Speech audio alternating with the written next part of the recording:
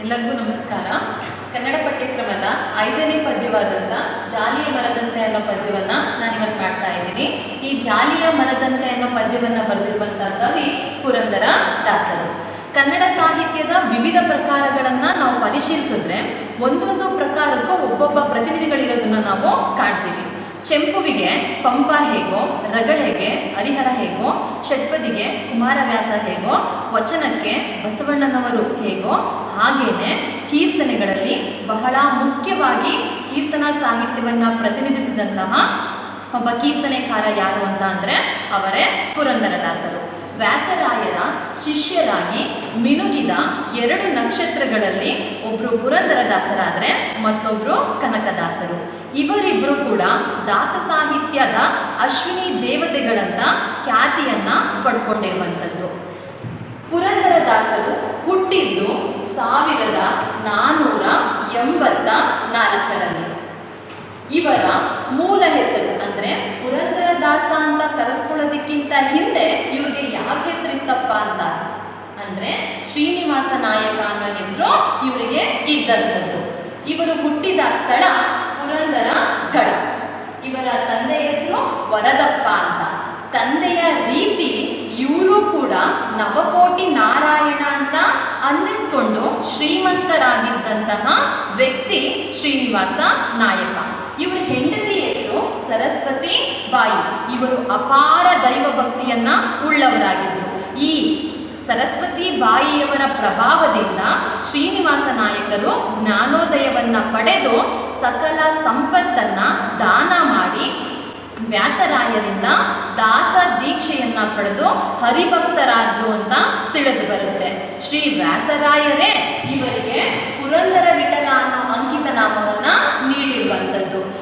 ಪುರಂದರದಾಸರು ತಮ್ಮ ಕೀರ್ತನೆಗಳನ್ನ ಬರಿಬೇಕಾದ್ರೆ ತಮ್ಮ ಕೀರ್ತನೆಯ ಕೊನೆಯಲ್ಲಿ ಪುರಂದರ ವಿಠಲ ಅನ್ನೋ ಅಂಕಿತ ನಾಮವನ್ನ ಸೇರಿಸ್ಕೊಂಡು ಅವರು ತಮ್ಮ ಕೀರ್ತನೆಗಳನ್ನ ಏನ್ ಮಾಡಿದ್ದಾರೆ, ರಚನೆಯನ್ನ ಮಾಡಿರುವಂಥದ್ದು. ಪುರಂದರದಾಸರು ತಮ್ಮ ಕೀರ್ತನೆಯಲ್ಲಿ ತಾವೇ ಸ್ವತಃ ಹೇಳ್ಕೊಂಡಿದ್ದಾರೆ, ಪುರಂದರದಾಸರ ಕೀರ್ತನೆಗಳು ಕರ್ನಾಟಕ ಸಂಗೀತವನ್ನ ಉಜ್ವಲಗೊಳಿಸಿದ್ರಿಂದ ಇವರಿಗೆ ಕರ್ನಾಟಕ ಸಂಗೀತ ಪಿತಾಮಹ ಅನ್ನೋ ಹೆಗ್ಗಳಿಕೆ ಸಲ್ಲಿರೋದನ್ನ ನಾವು ಕಾಣ್ತೀವಿ. ಇವತ್ತಿಗೂ ಕರ್ನಾಟಕ ಸಂಗೀತದ ಪಿತಾಮಹ ಯಾರು ಅಂತ ಅಂದ್ರೆ ನಾವು ಪುರಂದರದಾಸರು ಅಂತ ಏನ್ ಮಾಡುವಂಥದ್ದು, ಕರೆಯುವಂಥದ್ದು. ಅಷ್ಟೇ ಅಲ್ಲ, ವ್ಯಾಸರಾಯರು ಅಂದ್ರೆ ಪುರಂದರದಾಸರು ತಮ್ಮ ಗುರುಗಳ ಬಾಯಿಂದ ದಾಸರೆಂದರೆ ಪುರಂದರದಾಸರಯ್ಯ, ಪುರಂದರದಾಸರಿಗೆ ಪುರಂದರ ದಾಸರೇ ಸಾಟಿ ಅಂತ ಬಾಯಿ ತುಂಬ ಹೊಗಳಿಸ್ಕೊಂಡಿರೋದನ್ನ ನಾವಿಲ್ಲಿ ಕಾಣಬಹುದು. ಈ ಹೊಗಳಿಕೆಯಿಂದ ಪುರಂದರದಾಸರು ಸಾಹಿತ್ಯ ಕೃತಿ ಅತ್ಯಂತ ಜನಪ್ರಿಯವಾಗಿರೋದನ್ನ ನಾವಿಲ್ಲಿ ಕಾಣ್ತೀವಿ. ಅದಷ್ಟೇ ಅಲ್ಲದೆ ಇವರು ಲಕ್ಷಾಂತರ ಕೀರ್ತನೆಯನ್ನ ಬರೆದಿದ್ದಾರೆ. ಆ ಕೀರ್ತನೆಯಲ್ಲಿ ಹರಿಭಕ್ತಿಯನ್ನ ತುಂಬಾ ವಿಸ್ತಾರವಾಗಿ ಸಾರಿರೋದನ್ನ ನಾವಿಲ್ಲಿ ಕಾಣಬಹುದಾಗಿದೆ. ಹರಿಭಕ್ತಿಯ ಜೊತೆಗೆ ಇವರು ಸಮಾಜ ವಿಮರ್ಶೆಯನ್ನು ಕುರಿತು ಕೀರ್ತನೆಯಲ್ಲಿ ವಿಡಂಬನಾತ್ಮಕವಾಗಿ ಹೇಳಿರುವಂಥದ್ದು.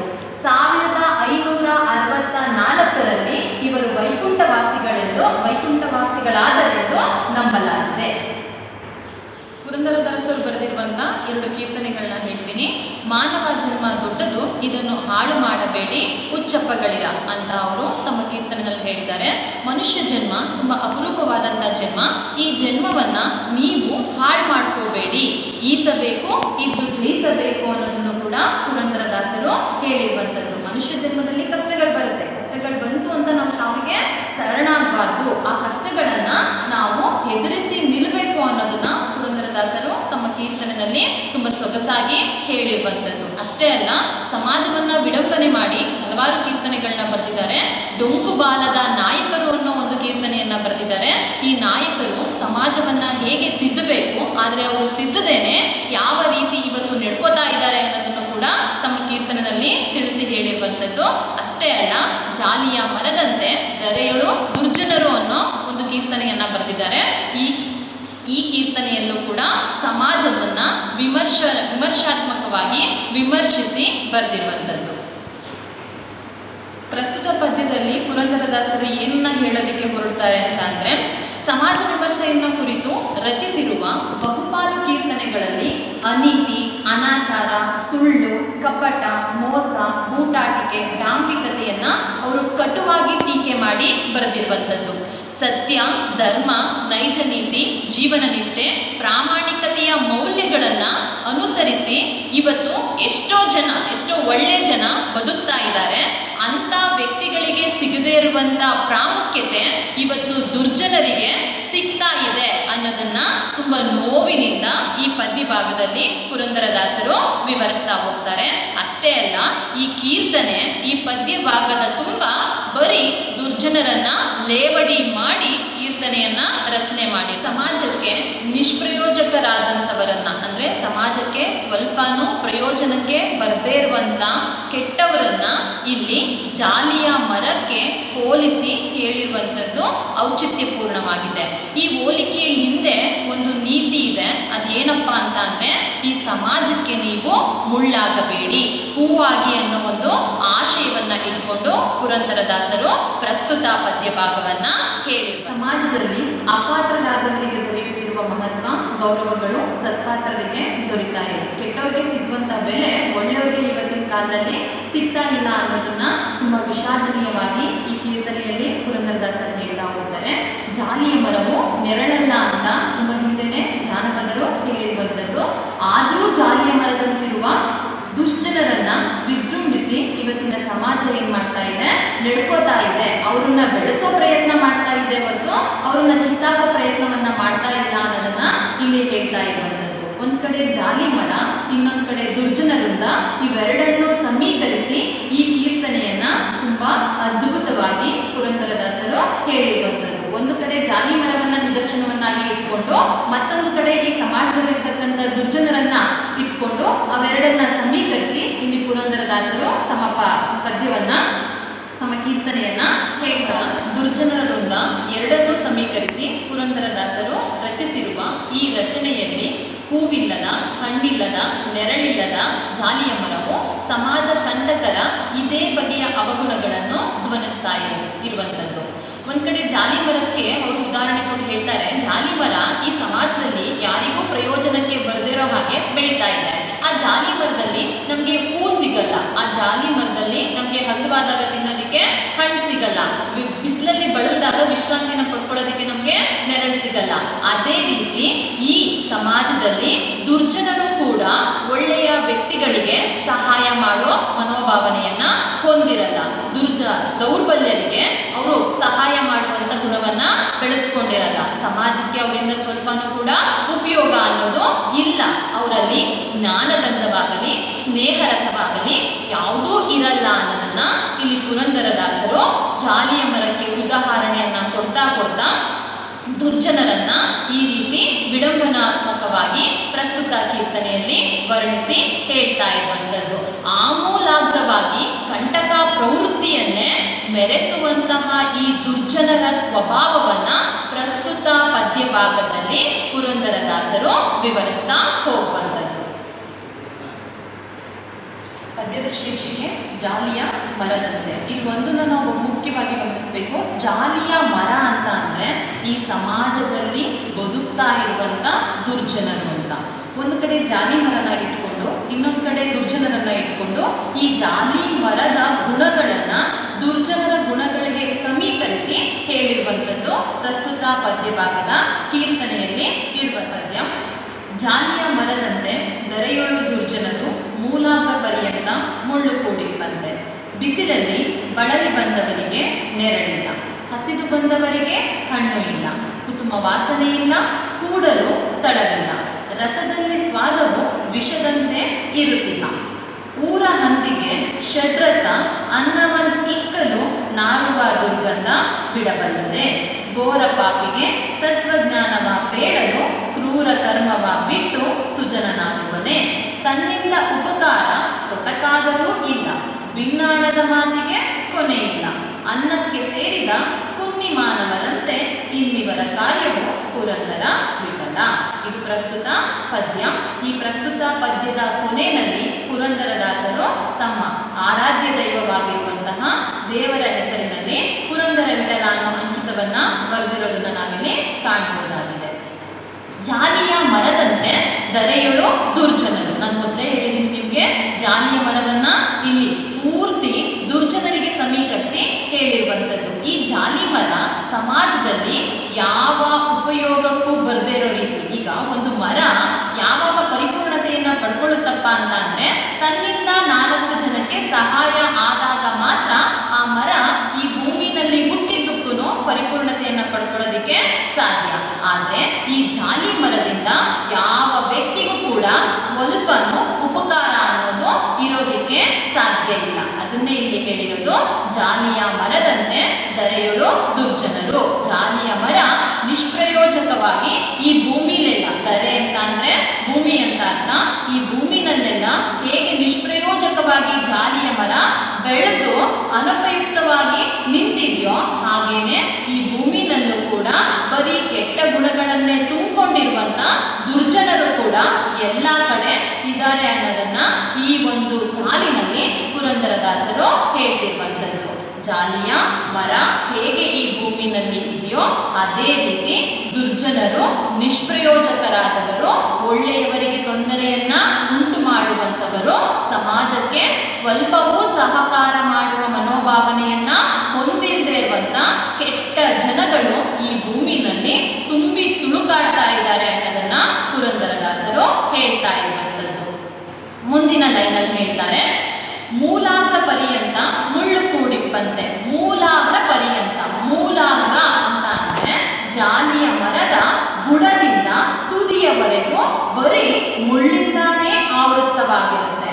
ಜಾಲಿಯ ಮರ ಬುಡದಿಂದ ತುದಿಯವರೆಗೂ ಹೇಗೆ ಮುಳ್ಳುಗಳಿಂದಾನೇ ಆವೃತ್ತವಾಗಿರುತ್ತೋ ಅದೇ ರೀತಿ ಈ ದುರ್ಜನರು ಅಡಿಯಿಂದ ಮುಡಿಯವರೆಗೂ ಬರೀ ಕೆಟ್ಟ ಗುಣಗಳನ್ನೇ ಹೊಂದಿರುತ್ತಾರೆ ಅನ್ನೋದನ್ನ ಇಲ್ಲಿ ವಿಸ್ತಾರವಾಗಿ ಪುರಂದರದಾಸರು ಹೇಳ್ತಾ ಇರುವಂಥದ್ದು. ಬುಡದಿಂದ ತುದಿಯವರೆಗೂ ಹೇಗೆ ಮುಳ್ಳಿಂದಾನೇ ಆವೃತ್ತವಾಗಿರುತ್ತೋ ಜಾಲಿ ಮರ, ಹಾಗೇನೆ ದುರ್ಜನರು ಕೂಡ ಅಡಿಯಿಂದ ಮುಡಿಯವರೆಗೂ ಬರೀ ಕೆಟ್ಟ ಪ್ರವೃತ್ತಿಯನ್ನೇ ಉಳ್ಳವರಾಗಿರ್ತಾರೆ. ಮನಸ್ಸಿನಲ್ಲಿ ಬರೀ ಕೆಟ್ಟ ಆಲೋಚನೆಯನ್ನೇ ತುಂಬಿಕೊಂಡಿರ್ತಾರೆ.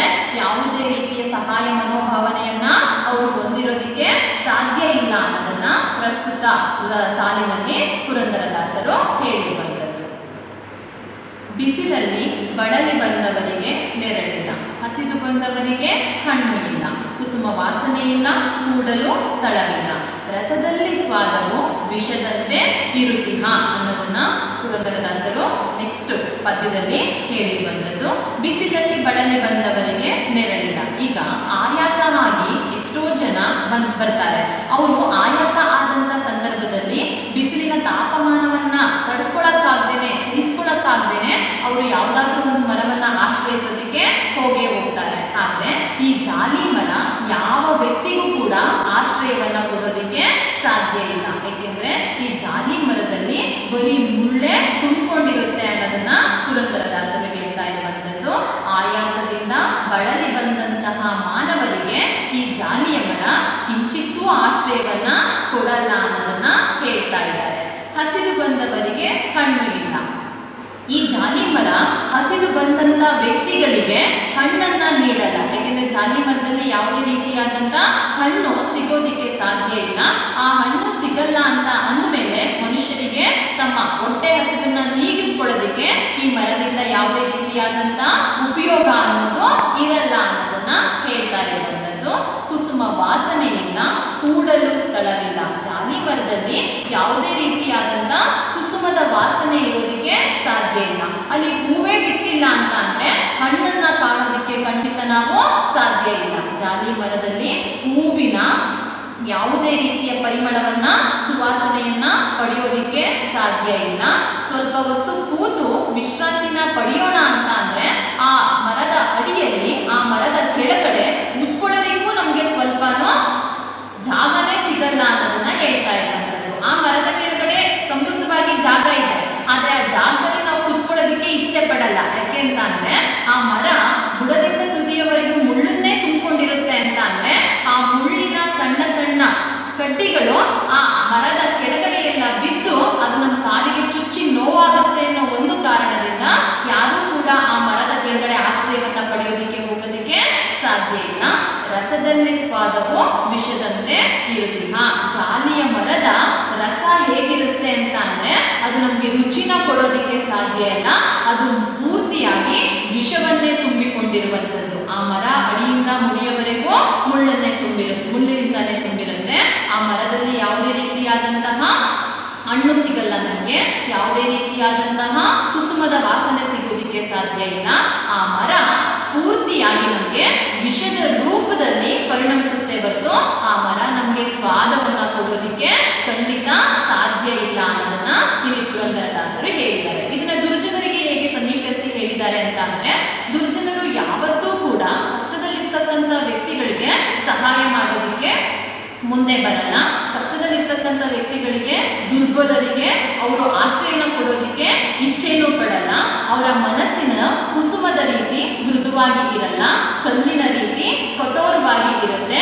ಹಸಿದವರಿಗೆ ಒಂದು ತುತ್ತು ಅನ್ನವನ್ನು ಕೊಟ್ಟು ಅವರನ್ನ ಸಾಂತ್ವನ ಮಾಡೋದಾಗ್ಲಿ, ಹಾರೈಕೆ ಮಾಡೋದಾಗ್ಲಿ ಈ ಯಾವ ಪ್ರವೃತ್ತಿಯನ್ನು ಕೂಡ ಅವರು ಹೊಂದಿರಲ್ಲ. ಮೇಲ್ನೋಟಕ್ಕೆ ದುರ್ಜನರು ಒಳ್ಳೆಯವರು ಅಂತ ಅನಿಸಿದ್ರು ಕೂಡ ಅವರ ಮನಸ್ಸು ಪೂರ್ತಿಯಾಗಿ ವಿಷಮಯವಾಗಿರುತ್ತೆ. ಹೇಗೆ ಅಂದ್ರೆ ಜಾಲಿಯ ಮರದ ರೀತಿಯಲ್ಲಿ ವಿಷಮಯವಾಗಿರುತ್ತೆ ಅನ್ನೋದನ್ನ ಪುರಂದರದಾಸರು ಈ ಸಾಲಿನಲ್ಲಿ ಹೇಳಿರುವಂಥದ್ದು.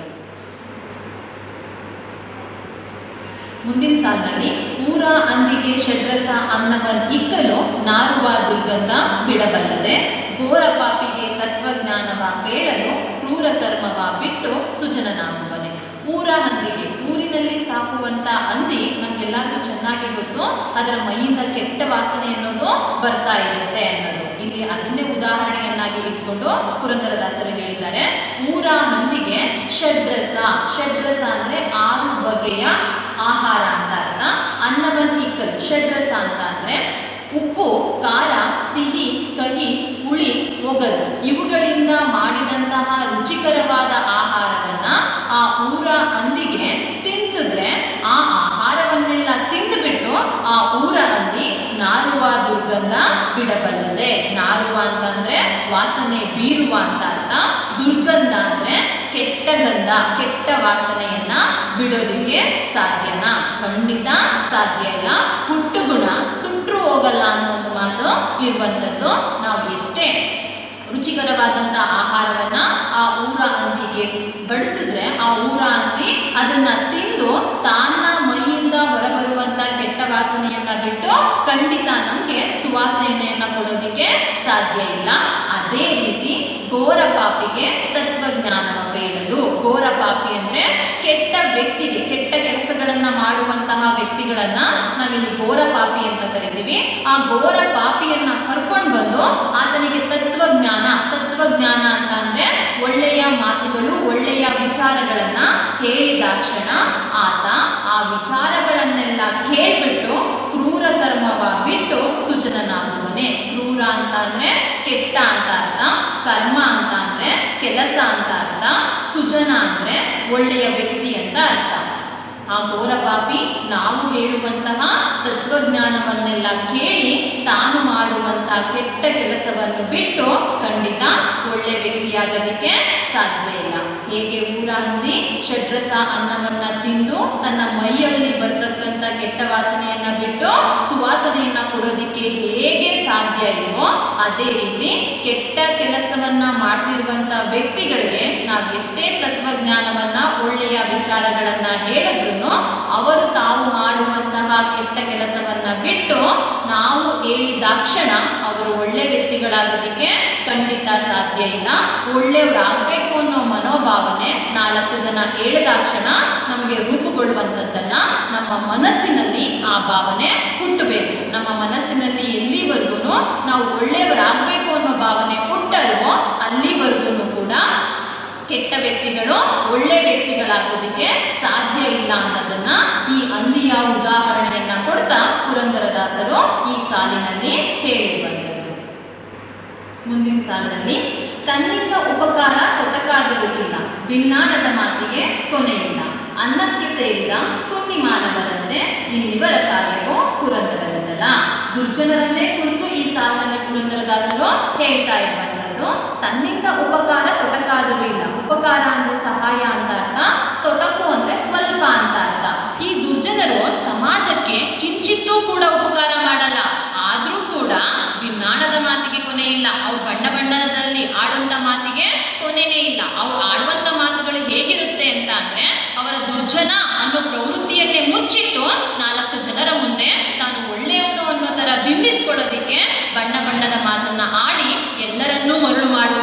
ಪ್ರವೃತ್ತಿಯನ್ನ ಈ ದುರ್ಜನರು ಹೊಂದಿರ್ತಾರೆ. ಆದ್ರೆ ಸಮಾಜಕ್ಕೆ ನಾನ್ ಸಹಾಯ ಮಾಡಬೇಕು ಅನ್ನೋ ಒಂದು ಮನೋಭಾವನೆ ಅವ್ರ ಮನಸ್ಸಲ್ಲಿ ಹುಟ್ಟೋದು ಇಲ್ಲ, ಅದು ಹುಟ್ಟೋದಿಕ್ಕೆ ಸಾಧ್ಯನೂ ಇಲ್ಲ. ಇವರು ಆಡುವ ಮಾತಿನಿಂದ ಎಷ್ಟೋ ಜನ ಅಮಾಯಕರು ಅವರ ಮಾತಿಗೆ ಇವತ್ತಿಗೂ ಕೂಡ ಮರಳಾಗ್ತಾ ಇರೋದನ್ನ ನಾವಿಲ್ಲಿ ಕಾಣಬಹುದಾಗಿದೆ. ಅದನ್ನೇ ಪುರಂದರದಾಸರು ಹೇಳಿರುವಂತದ್ದು, ಈ ದುರ್ಜನರಿಂದ ಸಮಾಜಕ್ಕೆ ಕಿಂಚಿತ್ತೂ ಉಪಯೋಗ ಇಲ್ಲ. ಆದ್ರೂ ಕೂಡ ಇವರು ಬಣ್ಣ ಬಣ್ಣದ ಮಾತುಗಳನ್ನ ಆಡಿ ಸಮಾಜದಲ್ಲಿ ಇರ್ತಕ್ಕಂಥ ಒಳ್ಳೆಯವರನ್ನ ಮರಳು ಮಾಡುವ ಮನೋಭಾವನೆಯನ್ನ ಪ್ರವೃತ್ತಿಯನ್ನ ಚೆನ್ನಾಗೇ ಮೈಗೂಡಿಸ್ಕೊಂಡಿರ್ತಾರೆ ಅನ್ನೋದನ್ನ ಇಲ್ಲಿ ಪುರಂದರದಾಸರು ಹೇಳಿರುವಂತದ್ದು. ಅನ್ನಕ್ಕೆ ಸೇರಿದ ಕುನ್ನಿ ಮಾನವರಂತೆ ಇನ್ನಿವರ ಕಾರ್ಯವು ಪುರಂದರ ವಿಠಲ. ಅನ್ನ ತಿನ್ನೋದಿಕ್ಕೆ ಕುನ್ನಿ ಅಂತ ಅಂದ್ರೆ ನಾಯಿ ಅಂತ ಅರ್ಥ. ಇಲ್ಲಿ ದುರ್ಜನರನ್ನ ನಾಯಿಗೆ ಹೋಲಿಸಿರುವಂತದ್ದನ್ನ ನಾವಿಲ್ಲಿ ಕಾಣ್ತೀವಿ. ಅನ್ನ ತಿನ್ನೋದಿಕ್ಕೆ ನಾಯಿಗಳನ್ನ ನಾವು ಏನ್ ಮಾಡ್ತೀವಿ, ಹುಲ್ಲು ಕರಿಯಲ್ಲ. ಅನ್ನನ ಹಾಕಿದ ತಕ್ಷಣನೇ ಆ ನಾಯಿಗಳು ಎಲ್ಲಿದ್ರು ಓಡ್ ಬಂದು ಕಚ್ಚಾಡ್ಕೊಂಡು ನನಗ್ ಬೇಕು ಅಂತ ಒಂದಕ್ಕೊಂದು ಕಚ್ಚಾಡ್ಕೊಂಡು ಅನ್ನನ ಏನ್ ಮಾಡ್ತಾ ಇರ್ತವೆ, ತಿಂತಾ ಇರ್ತವೆ. ಅದೇ ರೀತಿ ಈ ದುರ್ಜನರು ಕೂಡ ಕೆಟ್ಟ ಕೆಲಸನ ಮಾಡೋದಿಕ್ಕೆ ನಾ ಮುಂದು ತಾ ಮುಂದು ಅಂತ ಏನ್ ಮಾಡ್ತಾ ಇರ್ತಾರೆ, ಹಾತೊರಿತಾ ಇರ್ತಾರೆ. ಒಳ್ಳೆ ಕೆಲಸನ ಮಾಡಿ 4 ಜನಕ್ಕೆ ಸಹಾಯ ಮಾಡ್ಬೇಕು ಅನ್ನೋ ಗುಣ ಇರಲ್ಲ ಅವರಲ್ಲಿ. 4 ಜನಕ್ಕೆ ತನ್ನಿಂದ ಕಷ್ಟ ಆಗ್ತಿದ್ಯಲ್ಲಪ್ಪ ಅನ್ನೋ ಯೋಚನೆ ಇಲ್ಲ ಅವ್ರಿಗೆ. ಯಾರಿಗೆ ಏನಾದ್ರೇನು ನಾನ್ ಚೆನ್ನಾಗಿರ್ಬೇಕು, ನಾನು ಕಳಿಸ್ಬೇಕು, ನಾನು ಉಳಿಸ್ಬೇಕು ಅನ್ನೋ ಮನೋಭಾವನೆಯನ್ನ ಹೊಂದಿರುವಂತದ್ದು.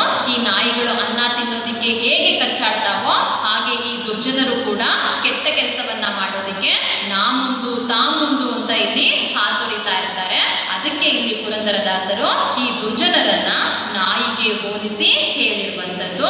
ನಾಯಿಗಳು ಹೇಗೆ ಅನ್ನ ತಿನ್ನೋದಿಕ್ಕೆ ಕಚ್ಚಾಡ್ತಾವೋ ಹಾಗೆ ಈ ಮನುಷ್ಯರ ಕೆಲಸ ಕಾರ್ಯ ಅಂದ್ರೆ ಈ ಮನುಷ್ಯರ ಕೆಲಸನೂ ಕೂಡ ಈ ದುರ್ಜನರ ಕೆಲಸನೂ ಕೂಡ ಹಾಗೆ ಇರುತ್ತೆ ಅನ್ನೋದನ್ನ ಪ್ರಸ್ತುತ ಪದ್ಯದಲ್ಲಿ ಪುರಂದರದಾಸರು ಹೇಳಿರುವಂತದ್ದು.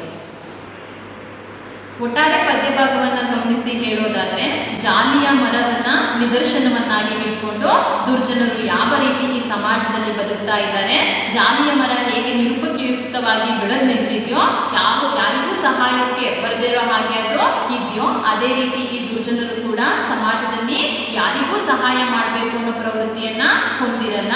ಕೆಟ್ಟ ಗುಣವನ್ನ ತುಂಬಿಕೊಂಡಿರುವಂತ ಈ ದುರ್ಜನರು ಮಾಡುವಂತ ಎಲ್ಲ ಕೆಲಸಗಳು ಕೂಡ ಕೆಟ್ಟದಾಗಿರುತ್ತೆ.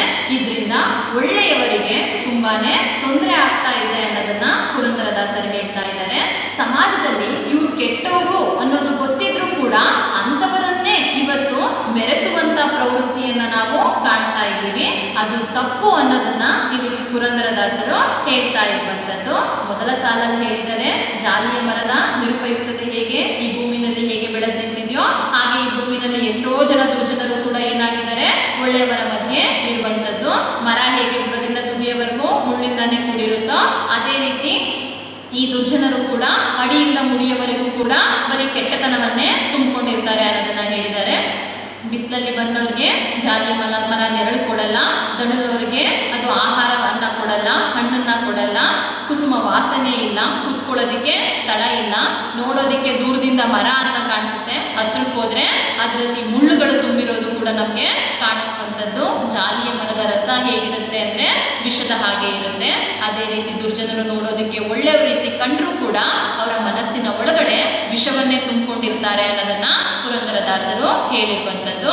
ಮುಂದೆ ಹೇಳೋದಾದ್ರೆ, ಊರ ಹಂದಿಗೆ ಹೇಗೆ ಆ ಷಡ್ರಸ ಅನ್ನವನ್ನ ಹಾಕಿದ್ರು ಕೂಡ ಅದು ತನ್ನ ಕೆಟ್ಟ ವಾಸನೆಯನ್ನ ಬಿಟ್ಟು ನಮಗೆ ಸುವಾಸನೆಯನ್ನ ಎಂದಿಗೂ ಕೊಡೋದಿಕ್ಕೆ ಹೇಗೆ ಸಾಧ್ಯ ಇಲ್ವೋ ಅದೇ ರೀತಿ ಘೋರ ಪಾಪಿಗಳಿಗೆ ಎಷ್ಟೇ ಒಳ್ಳೆಯ ವಿಚಾರಗಳನ್ನ ಎಷ್ಟೇ ಒಳ್ಳೆ ಮಾತುಗಳನ್ನ ಹೇಳಿದ್ರು ಕೂಡ ಆತ ತಾನು ಮಾಡುವಂತ ಕೆಟ್ಟ ಕೆಲಸವನ್ನೆಲ್ಲ ಬಿಟ್ಟು ಒಳ್ಳೆ ಮನುಷ್ಯ ಆಗೋದಕ್ಕೆ ಸಾಧ್ಯ ಇಲ್ಲ ಅನ್ನೋದನ್ನ ಹೇಳಿದ್ದಾರೆ. ಈ ಸಮಾಜಕ್ಕೆ ದುರ್ಜನರಿಂದ ಎಷ್ಟೇ ತೊಂದರೆಗಳು ಆಗ್ತಾ ಇದೆ, ಸಮಾಜಕ್ಕೆ ಅವರಿಂದ ಸ್ವಲ್ಪನೂ ಕೂಡ ಉಪಯೋಗ ಅನ್ನೋದು ಆಗ್ತಾ ಇಲ್ಲ. ಆದ್ರೂ ಕೂಡ ಈ ದುರ್ಜನರು ಬಣ್ಣ ಬಣ್ಣದ ಮಾತುಗಳನ್ನ ಆಡಿ ಎಷ್ಟೋ ಒಳ್ಳೆಯವರನ್ನ ಮರಳು ಮಾಡುವ ಪ್ರವೃತ್ತಿಯನ್ನ ಹೊಂದಿದ್ದಾರೆ. ಇಲ್ಲಿ ದುರ್ಜನರನ್ನ ನಾಯಿಗೆ ಹೋಲಿಸಿ ಹೇಳಿರುವಂತದ್ದು. ನಾಯಿಗಳು ಹೇಗೆ ಅನ್ನ ತಿನ್ನೋದಿಕ್ಕೆ ಕಚ್ಚಾಡ್ತಾವೋ ಹಾಗೆ ದುರ್ಜನರು ಕೂಡ ಕೆಟ್ಟ ಕೆಲಸವನ್ನ ಮಾಡೋದಿಕ್ಕೆ ನಾ ಮುಂದು ತಾ ಮುಂದು ಅಂತ ಹಾತೊರಿತಾ ಇರೋದನ್ನ ನಾವಿಲ್ಲಿ ಕಾಣಬಹುದಾಗಿದೆ. ಪ್ರಸ್ತುತ ಪದ್ಯದಲ್ಲಿ ಪುರಂದರದಾಸರು ದುರ್ಜನರ ಪ್ರವೃತ್ತಿಯನ್ನ ಅವರು ಸಮಾಜಕ್ಕೆ ಹೇಗೆ ಕಂಟಕ ರೂಪವಾಗಿ ಇದ್ದಾರೆ ಅನ್ನೋದನ್ನ ಹೇಳ್ತಾ ನಾವ್ಯಾರೂ ಕೂಡ ಕೆಟ್ಟ ಗುಣಗಳನ್ನ ಮೈಗೂಡಿಸ್ಕೋಬಾರ್ದು, ಕೆಟ್ಟದರ ಕಡೆ ನಾವು ಹೋಗಬಾರ್ದು. ಈ ಸಮಾಜಕ್ಕೆ ನಾವು ಮುಳ್ಳುಗಳಾಗಿ ಪರಿವರ್ತನೆ ಆಗೋದ್ರ ಬದಲು ಸಮಾಜಕ್ಕೆ ಹೂವುಗಳಾಗಿರ್ಬೇಕು, 4 ಜನಕ್ಕೆ ನಮ್ಮ ಕೈಯಲ್ಲಾದಂಥ ಸಹಾಯವನ್ನ ನಾವು ಮಾಡಬೇಕು ಅನ್ನೋದನ್ನ ಪ್ರಸ್ತುತ ಪದ್ಯದಲ್ಲಿ ಪುರಂದರದಾಸರು ಹೇಳಿರುವಂಥದ್ದು. ಪ್ರಸ್ತುತ ಪದ್ಯ ಭಾಗ ಅರ್ಥ ಆಗಿದೆ ಅಂತ ಭಾವಿಸ್ತೀನಿ. ಧನ್ಯವಾದ.